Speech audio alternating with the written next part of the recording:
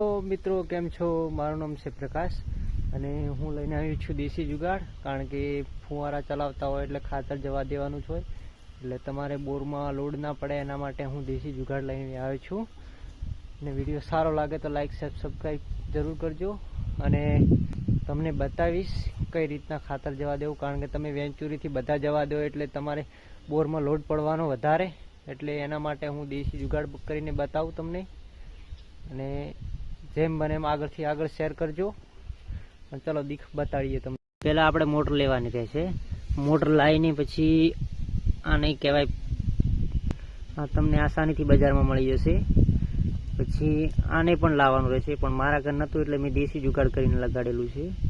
પછી આનેથી એક પાઇપ ટાંકામાં મૂકવાની છે ને એક તમારે આ પાઇપ વેન્ચુરી વાળી છે, જોઈ લો આ વેન્ચુરીમાંથી આવે.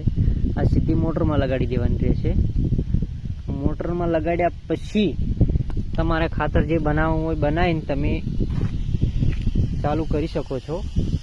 કારણ કે તમારે જો તમે વેન્ચુરી વડે ચાલુ કરો તો તમારે અહીં 4નું 5નું પ્રેશર કરવું પડે. આમાં બિલકુલ કશું કરવા નથી, 2 પોઈન્ટ જ કરવાનું છે. 3 ઉપર રાખતા હો તો તમે 2 પોઈન્ટ ઉપર લગાડી અને મોટર ચાલુ કરી દેશો એટલે ઓટોમેટિક ચાલુ થઈ જશે તમારું ખાતર.